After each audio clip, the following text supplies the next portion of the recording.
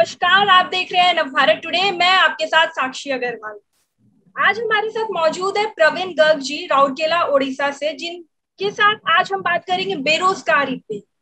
हमने देखा अभी देश में बढ़ती जनसंख्या के साथ साथ युवाओं में बेरोजगारी के दर भी काफी बढ़ रहे हैं। लाखों लोग बेरोजगार हो जा रहे हैं। बीते काल अगर हम देखें तो कोरोना महामारी में देश की अर्थव्यवस्था को भारी नुकसान पड़ा है। दूसरी तरफ बात करें महंगाई की, तो महंगाई भी लगातार बढ़ती जा रही है।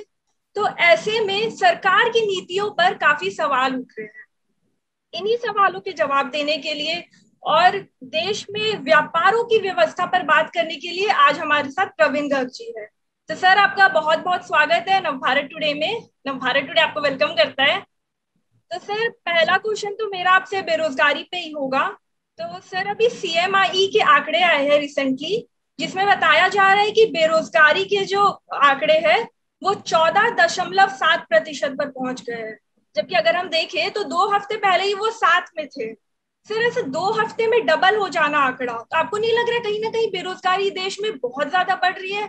सरकार इसके लिए क्या नीति अपना रही है, और आपके हिसाब से क्या नीति हमें अपनानी चाहिए जिससे बेरोजगारी दर को थोड़ा कम किया जा सके? सबसे पहले तो धन्यवाद आपका। आपने आज अपने नवभारत टुडे में इंटरव्यू के लिए मुझे चुना। राउरकेला चैम्बर ऑफ कॉमर्स आपका आभार प्रकट करता है। बेरोजगारी समस्या कोई आज नहीं है, नहीं है। बेरोजगारी सालों साल से चलती आ रही है, मगर इन दिनों जो सरकार द्वारा कमिटमेंट किया गया था, हम रोजगार को बेसिकली ज्यादा तूल देंगे और रोजगार लाएंगे बेरोजगारों के लिए। इसमें कहीं ना कहीं ये लगता है कि सरकार विफल हुई है। इसका कारण केवल एक नहीं है, कई है। दिन प्रतिदिन आर्थिक स्थिति की बहुत ज्यादा, चाहे केंद्र सरकार हो, चाहे व्यापारी हो, चाहे उद्योगपति हो, सबको भारी नुकसान उठाना पड़ा है इन दिनों। जिनके पास आज के दिन में उद्योग जगत में अगर आप बोल लो कि 400-600 स्टाफ थे, तो आज मिनिमाइज स्टाफ को लेकर काम कर रहे हैं। चाहे वो व्यापारिक प्रतिष्ठान हो, चाहे कहीं भी हो। तो कल तक हमारे हिंदुस्तान में व्यापार उठ रहा था, उठते उठते नए लोगों को रोजगार मिल रहा था, मगर आज व्यापार की स्थिति धीमी हुई है। और व्यापार की स्थिति धीमी होने की वजह से प्रोडक्शन के ऊपर में भी बहुत बड़ा इफेक्ट पड़ा है। आज इन सब चीजों को लेकर कहीं ना कहीं हमने कटौती की है, रोजगार देने में, व्यापारिक स्थितियों में। और सरकार द्वारा भी जितने भी जॉब क्रिएट किए जा रहे हैं या दिन प्रतिदिन जो नई नीति लाई जा रही है, उसमें भी कहीं ना कहीं बेरोजगारी की बढ़ती नजर आ रही है। आज आधुनिक जमाना आ गया है। हम मशीन के माध्यम से ज्यादा काम करने का प्रयास करते हैं, क्योंकि हमको प्रोडक्शन ज्यादा चाहिए। तो जहां 100 आदमी काम करते थे, आज केवल 2 आदमी वही काम करके पूर्ण कर देते, और बहुत बढ़िया तरीके से।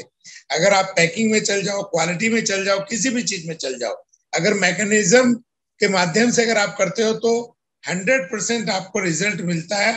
वो आप अगर हाथ के द्वारा करवाओगे या फिजिकल कराओगे तो कहीं ना कहीं वो दिक्कतें आती थी स्टाफ की।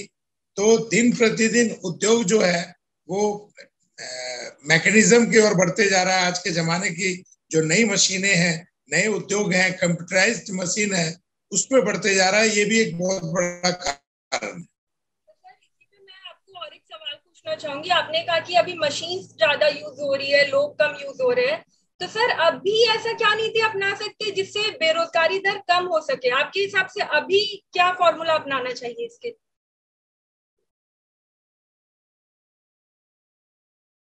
सरकार लगातार ने हमेशा कहा है कि कंस्ट्रक्शन का काम को आप जितना बढ़ावा देंगे।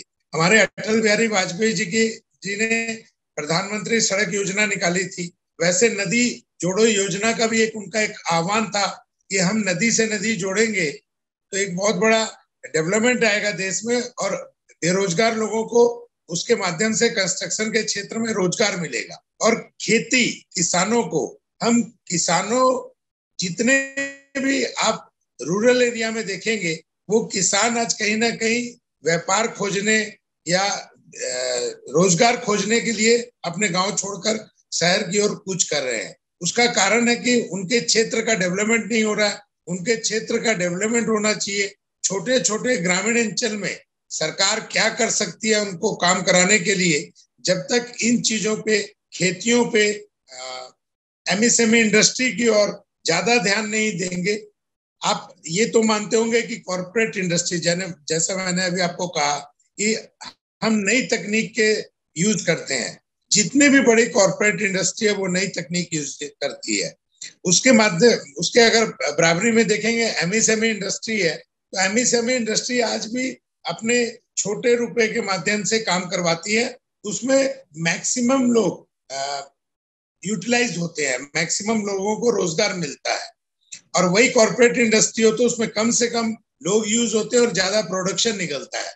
अगर हम एमएसएमई इंडस्ट्री को बढ़ावा दें, उनके कार्यों को बढ़ावा दें, जो आज दिन पे दिन घटती जा रही है, कहीं ना कहीं कुछ ना कुछ प्रॉब्लम का शिकार होती जा रही है। अगर हम एमएसएमई इंडस्ट्री को भी बढ़ावा दें और किसानों की ओर ज्यादा ध्यान दें, कंस्ट्रक्शन के क्षेत्र में ज्यादा ध्यान दें, तो इन बेरोजगारों को कहीं ना कहीं रोजगार जरूर मिलेगा। तो सर आपने एमएसएमई की बात की अभी, तो सर आत्मनिर्भर भारत पैकेज जो आया था उसमें एमएसएमई के लिए कुछ पैकेज दिया गया था। तो सर इससे इकोनॉमी कितनी बूस्ट हुई है जो आत्मनिर्भर भारत में एमएसएमई के लिए पैकेज था? आप नो डाउट कि केंद्र सरकार ने पिछले कोरोना पीरियड में एमएसएमई इंडस्ट्री के लिए एक पैकेज दिया था। वो पैकेज धरातल पर कितना इम्प्लीमेंट हुआ, उन एमएसएमई इंडस्ट्रियों से पूछो जाकर कि उस पैकेज के माध्यम से आपको क्या बेनिफिट हुआ।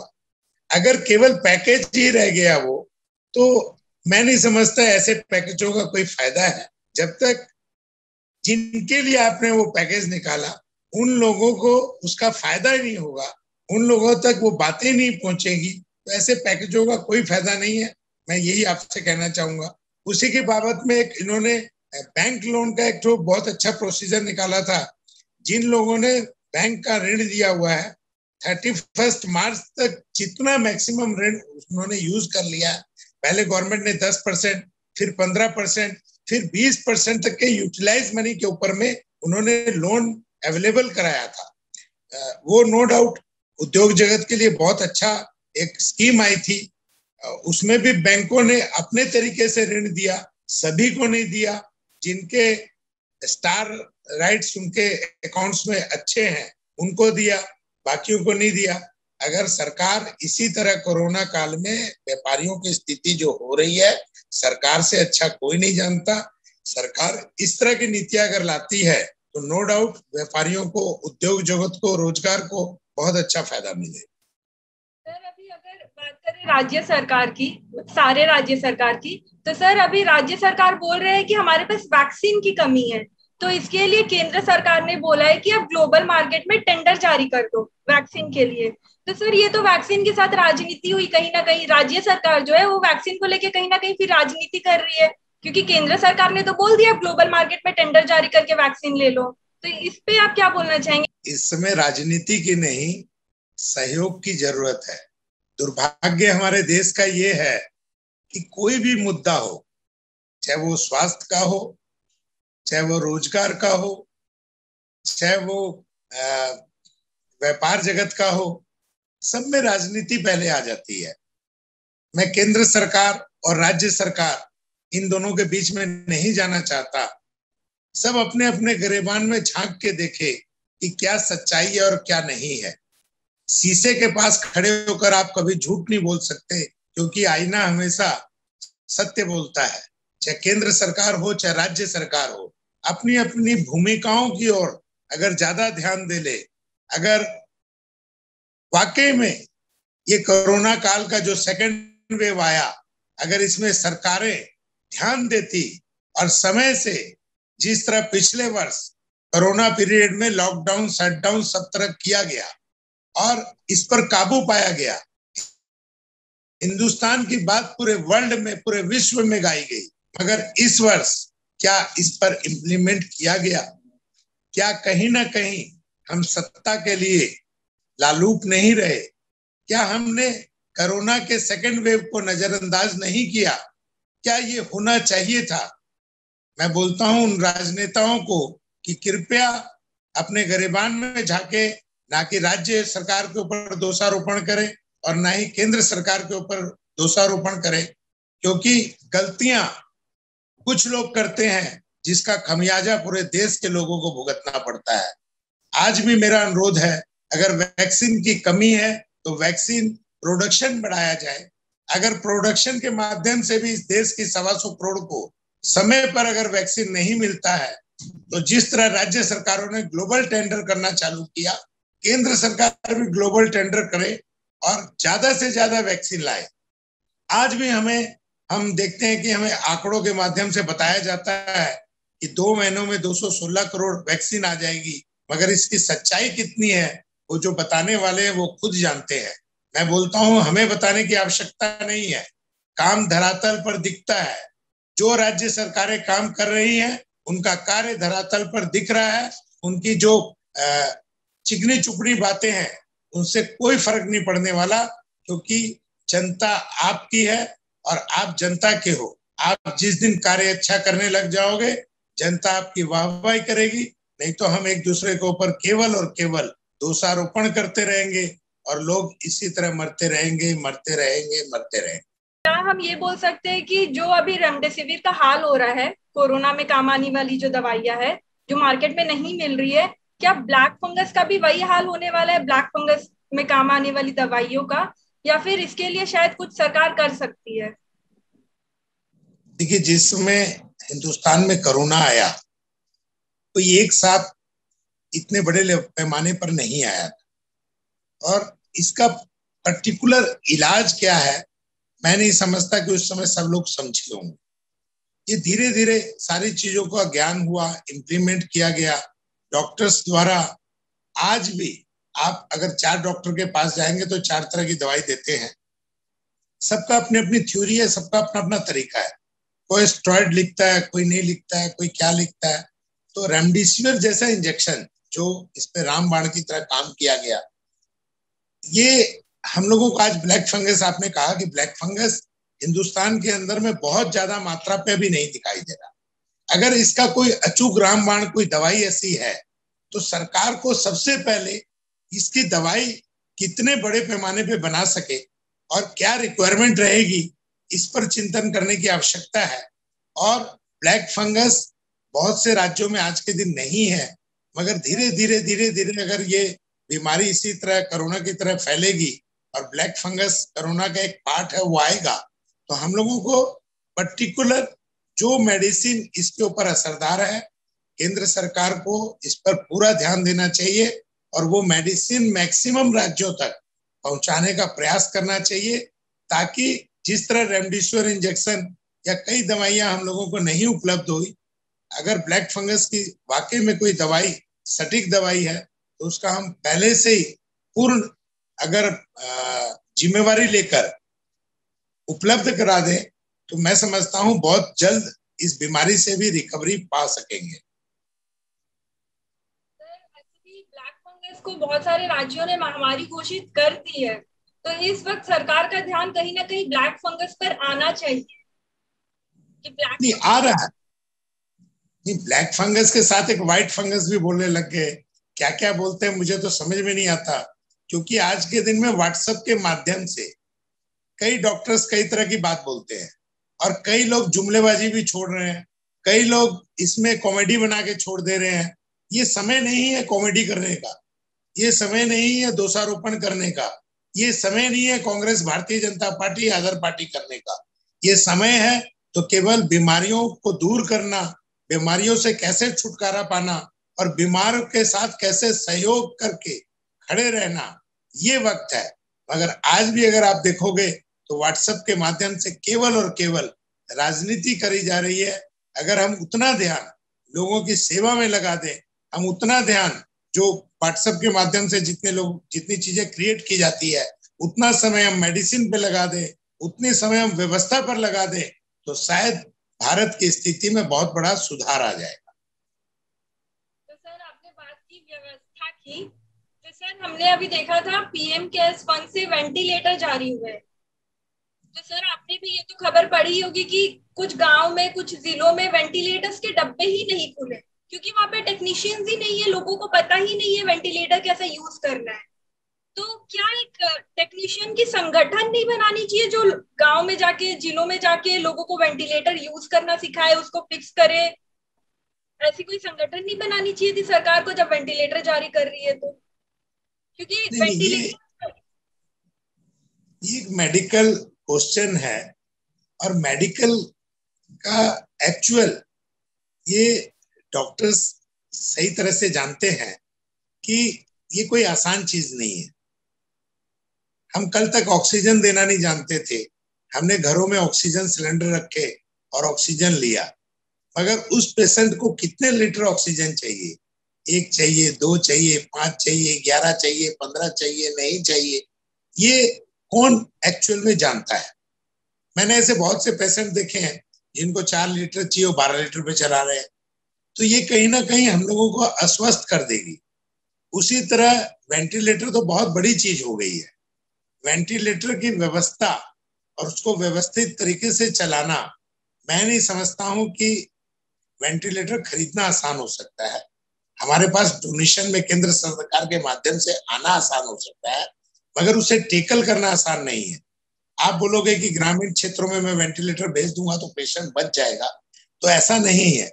आपको प्रॉपर उसके टेक्नीशियंस, उसके डॉक्टर्स, उस वेंटिलेटर लगाने के बाद उस पेशेंट को क्या दवाइयां चाहिए, कौन सा इंजेक्शन चाहिए, क्या चाहिए, क्या नहीं चाहिए, इन सब चीजों की जानकारी होने की बहुत ज्यादा जरूरत है।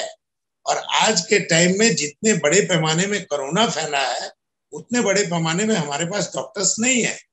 इसीलिए राज्य सरकार, केंद्र सरकार ने एमबीबीएस के जो लास्ट ईयर के स्टूडेंट है उनको भी इस चीज में व्यवस्था में कार्यरत करने का निर्णय लिया, और आज वो छात्र अपनी सेवाएं देने के लिए बहुत से हॉस्पिटल में जा रहे हैं। तो मेरा कहने का अर्थ है, आज के दिन बड़ा सा बड़ा डॉक्टर भी बीमारी। सर अभी हमने देखा था कि आपकी जो टीम है, जो चैम्बर ऑफ कॉमर्स राउरकेला की टीम है, उन्होंने कोरोना काल में काफी मदद की लोगों की। तो सर आप क्या बताना चाहेंगे इस माध्यम से, लोगों को कैसे प्रोत्साहित करना चाहेंगे लोगों की मदद करने के लिए, और आपने क्या क्या काम किया, आपकी टीम ने क्या क्या क्या काम किया, हम वो जानना चाहेंगे आपसे। राउरकेला में जब कोरोना में दस्तक दिया तो एक अफरा तफरी की अवस्था थी। आप भी समझ सकते होंगे कि पहले और आज में बहुत बड़ा परिवर्तन आ गया। उस समय समझ नहीं आ रहा था क्या हो, क्या करे, क्या नहीं करे, क्योंकि चाइना के वीडियो और अदर कंट्रियों के जो वीडियो आ रहे थे उससे लग रहा था कि कोरोना शरीर पे असर किया और हम गिरे और मरे। तो उन अवस्थाओं में सरकार द्वारा बहुत बड़ा लॉकडाउन, शटडाउन किया गया, मगर अति आवश्यक सामग्री की बहुत ज्यादा जरूरी थी, खाने पीने की चीजें लोगों को जरूरी थी, मेडिसिन जरूरी थी, ऐसी अति आवश्यक सामग्रियां, इंडस्ट्री चलना बहुत जरूरी था, सामान एक जगह से दूसरी जगह वाहनों द्वारा जाना बहुत जरूरी था, नहीं तो कहीं ना कहीं बहुत बड़ी असुविधा हो जाती। इन सब चीजों को लेकर Rourkela chamber of commerce industry ने पहले वर्ष ही बहुत बड़ा कार्य किया। हर व्यवस्था को सुचारू रूप से लागू करने के लिए हमारे जो जिला प्रशासन है उनके साथ, राज्य सरकार के साथ दिन प्रतिदिन हो रही समस्याओं का समाधान के लिए हर वक्त उनके साथ कंधा मिला के खड़े रहे। व्यापारियों को जो असुविधा हो रही थी उनको सुविधा कराने के लिए हर वक्त हम खड़े रहे। प्रशासन का जो निर्देश दिया जा रहा था कि आप इस तरीके से काम करेंगे ताकि किसको भी असुविधा ना हो, हमने दुकानदारों को लेकर और प्रशासन को भी लेकर बीच में ब्रिज का काम किया, और बहुत ही स्मूथली राउरकेला के अंदर में हर लोगों को राशन पानी, खाद्य सामग्री, मेडिसिन, सारे चीजों की व्यवस्था मिलती रही। फर्स्ट ईयर हमने बहुत सी व्यवस्थाओं को देकर काम किया। जिस समय कोरोना बहुत ज्यादा बढ़ गया और सब्जी मंडियों में बहुत ज्यादा भीड़ बढ़ गई, तो हमने पूरे राउरकेला की जो होलसेल सब्जी मंडी है, अंडे वाले हो, मछली वाले हो, फल वाले हो, इनको उदित नगर ग्राउंड में बहुत बड़ा भव्य एक पंडाल बना के दिया, उसमें दुकानें बना के दी, और हर सब्जी वाले को, आलू वालों को, प्याज वालों को, फ्रूट वालों को उसमें लगभग 1-1.5 महीने उनको व्यवस्थित तरीके से जगह देकर बिठाया और पूरे शहर को, पूरा शहर ही राउरकेला से पूरे सुंदरगढ़ जिला में होलसेल खाद्य सामग्री और सब्जियां जाती है। तो व्यवस्थित तरीके से पूरे कोरोना काल में वो मार्केट के माध्यम से सब जगह सप्लाई हुआ। और खाने पीने की व्यवस्था, जिस समय लोगों को खाने पीने के लिए नहीं मिल रहा था, बहुत से लोग सड़कों पे असहाय थे, बहुत से लोग अपने क्षेत्र में नहीं जा पाए थे और कोरोना की वजह से शहर में फंस गए थे, उनके लिए खाने की व्यवस्था राउरकेला चैम्बर ऑफ कॉमर्स ने की। और इसके अलावा हमारे क्षेत्र में सबसे अच्छी बात है, जितने भी सामाजिक संगठन है, चाहे वो लायंस क्लब हो, चाहे वो रोटरी क्लब हो, चाहे वो गुरुद्वारा कमेटी हो, चाहे वो मारवाड़ी संस्थाएं हो, हरियाणा नागरिक संघ हो, राज्य स्थान परिषद हो, अग्रसेन सेवा संघ हो, सभी संस्थाओं ने अपने अपने भामाशाहों के माध्यम से, दानदाताओं के माध्यम से शहर में नहीं पूरी जिला में सेवा दी। आज भी उसी नीति के अनुसार कार्य चल रहा है। प्रतिदिन हर जगह सेवा का काम चल रहा है। जिन लोगों के घरों में कोरोना की वजह से खाना नहीं बना पा रहे, ऐसे में भी बहुत सी संस्थाएं सामने आकर खाना उनके घरों तक पहुंचा रही है। Rourkela chamber of commerce industry जिन लोगों को जिस तरह के भी सहयोग की आवश्यकता होती है, इसको पूर्ण कर रही है। आज हमने सबसे बड़ा बीड़ा उठाया है, राउरकेला के जितने भी वैक्सीन सेंटर हैं उन पर एक एनर्जी ड्रिंक, जो भी वैक्सीन जिनको भी लग रहा है, हमारे RMC commissioner, Rourkela municipal corporation के कमिश्नर श्री दिव्य ज्योति परिडा जी ने अनुरोध किया था कि आप राउरकेला चैम्बर ऑफ कॉमर्स की तरफ से एक एनर्जी ड्रिंक दें, तो हमने हर वैक्सीन सेंटर पर एक एनर्जी ड्रिंक रखी है और वहां पर सभी को दिया जा रहा है। और ये हमारे भामाशाह सुरेश जी जैन, श्री महावीर फेरो एलॉयज लिमिटेड के द्वारा से पूरा का पूरा सहयोग उन्होंने अपना लिखा दिया है। इसी तरह ऑक्सीजन हमारे एनटीपीसी और राउरकेला गवर्नमेंट हॉस्पिटल में ऑक्सीजन का एक प्लांट नहीं लगा है, तो हमारे सूरज प्रोडक्ट योगेश जी डालमिया जी का एक प्रस्ताव था कि वो अपने माध्यम से अगर वहां पे कुछ लगता है तो हमारे जितने भी सामान है उसकी व्यवस्था उनके माध्यम से करवाएंगे। हमने ये बात भी जिलापाल को की और ये कहीं ना कहीं प्रयास चल रहा है। इसी तरह Rourkela chamber of commerce industry अपनी सेवा, अपना कार्य, अपनी जिम्मेवारियों का पूरा पूरा पालन, सरकार द्वारा जितनी भी नोटिफिकेशन जारी की जाती है, जितने भी निर्देश दिए जाते हैं, हम शहर के मैक्सिमम लोगों तक ये सूचनाएं पहुंचाते हैं ताकि अधिक से अधिक लोगों को सरकार द्वारा दिए गए निर्देशों का पालन करने हेतु वो सूचनाएं मिले। ये भी व्यवस्था हम अपने माध्यम से करते हैं। सर बहुत बहुत धन्यवाद आपका। ये थे हमारे साथ प्रवीण गर्ग जी। मैं अपने दर्शकों को एक चीज और बताना चाहूंगी, हमने आज राउरकेला के ही इंटरव्यू क्यों किए, सबसे बड़ी चीज आपके मन में ये आ रही होगी तो मैं आपको बता दूं, अभी न्यूज आई है कि जो सेकेंड वेव आई थी कोरोना की, उसको सबसे अच्छे से हैंडल किया है उड़ीसा ने।